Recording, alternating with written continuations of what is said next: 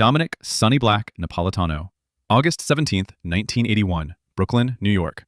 Joseph Pistone, his alias being Donnie Brasco, was an undercover FBI agent that had lived inside the Mafia for nearly 6 years.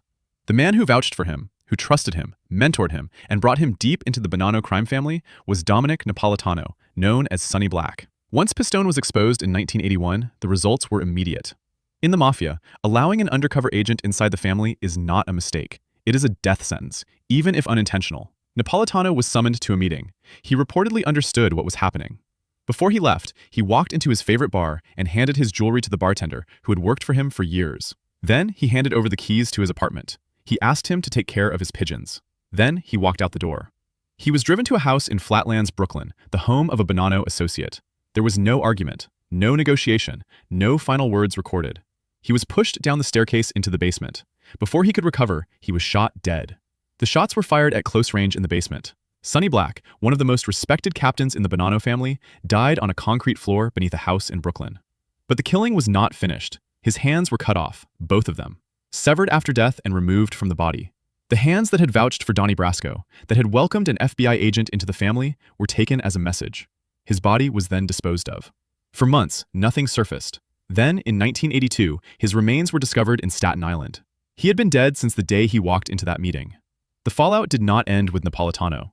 The Bonanno family was suspended from the commission, the governing body of New York's 5 families, as a direct consequence of the Donnie Brasco penetration. The embarrassment was that severe. An FBI agent had lived inside a New York crime family for 6 years, and the man who made it possible had paid with his life and his hands. Sonny Black had trusted the wrong man. He knew it, and he had walked to his death anyway, stopping only to make sure someone would feed his birds.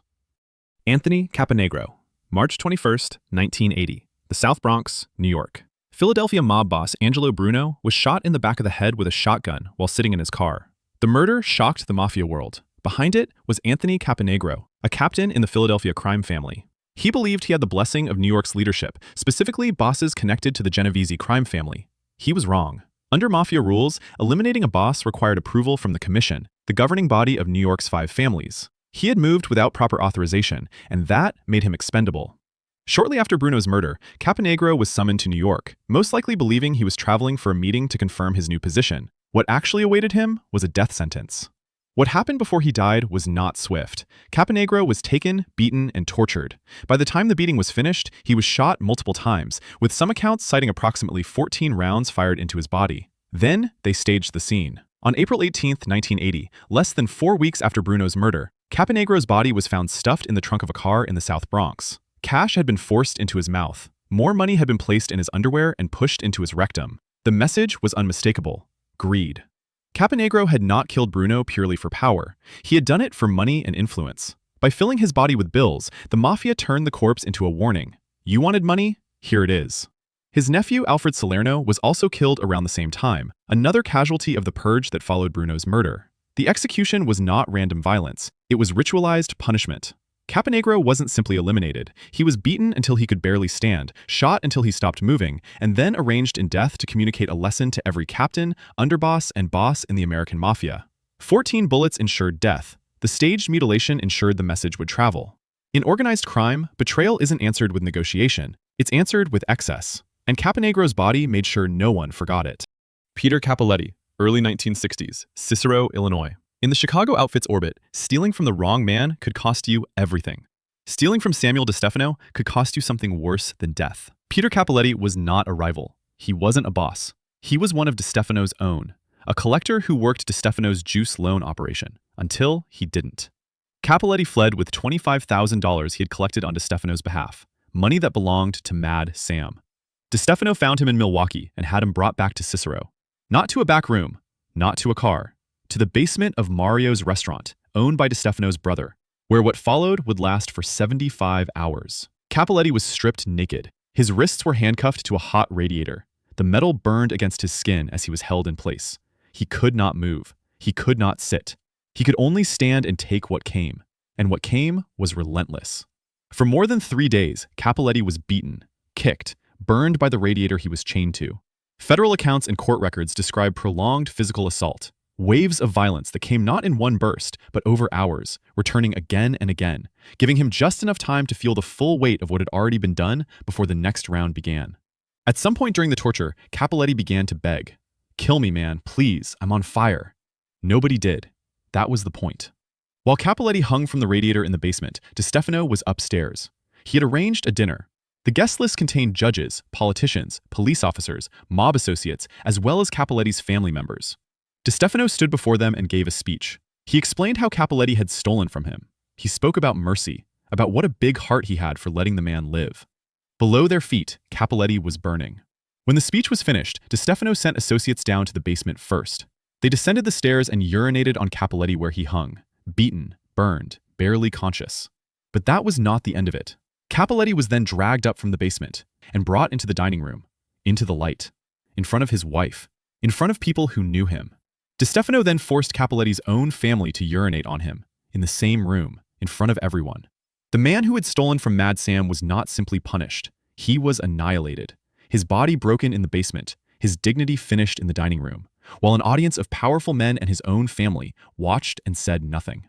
Peter Cappelletti didn't break mafia rules. He stole from the wrong man. And in DeStefano's world, that was enough to be chained naked to a radiator, beaten until you begged to die, and then used as a prop in a performance designed to remind everyone in the room exactly who Samuel DeStefano was.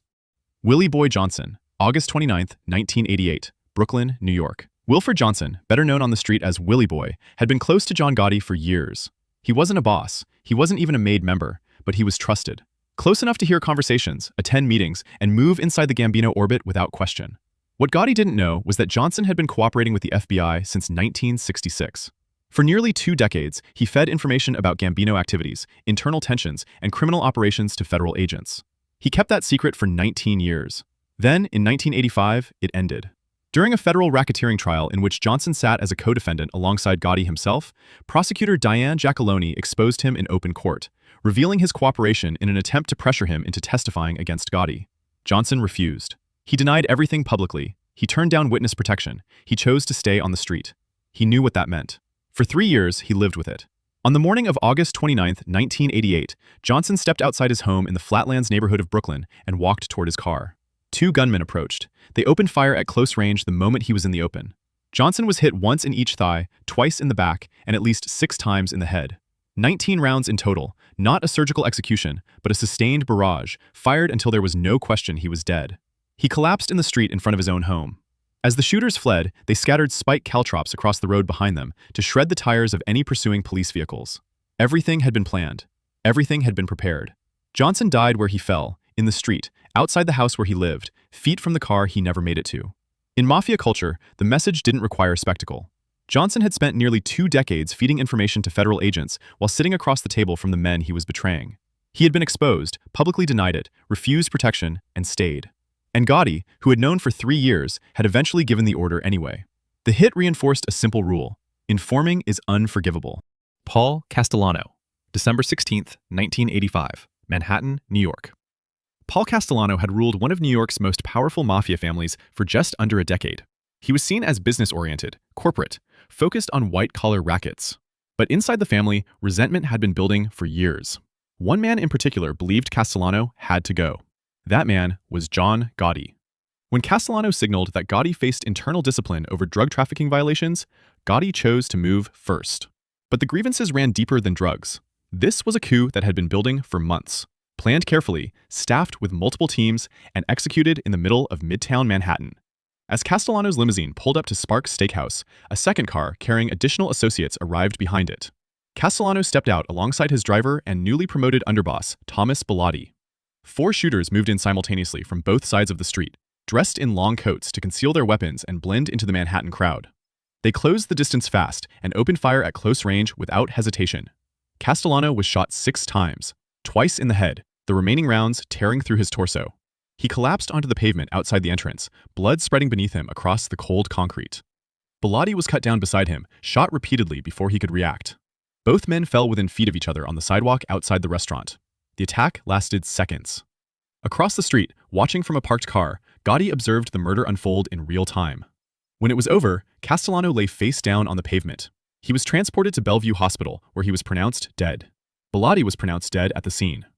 The hit was not sanctioned by the Mafia Commission. No permission had been sought. No approval had been given. Gotti had ordered the assassination of his own boss in the middle of rush hour in Midtown Manhattan, with 4 gunmen, backup teams positioned throughout the area, and himself watching from a car to confirm it was done. Castellano was not lured into a basement. He was not kidnapped. He stepped out of a limousine and was shot 6 times before he could take 10 steps. The message was immediate. Leadership had changed. And in December 1985, on a crowded Manhattan sidewalk under Christmas lights, the head of America's most powerful mafia family was gunned down, not by outside enemies, but by the man who wanted his chair.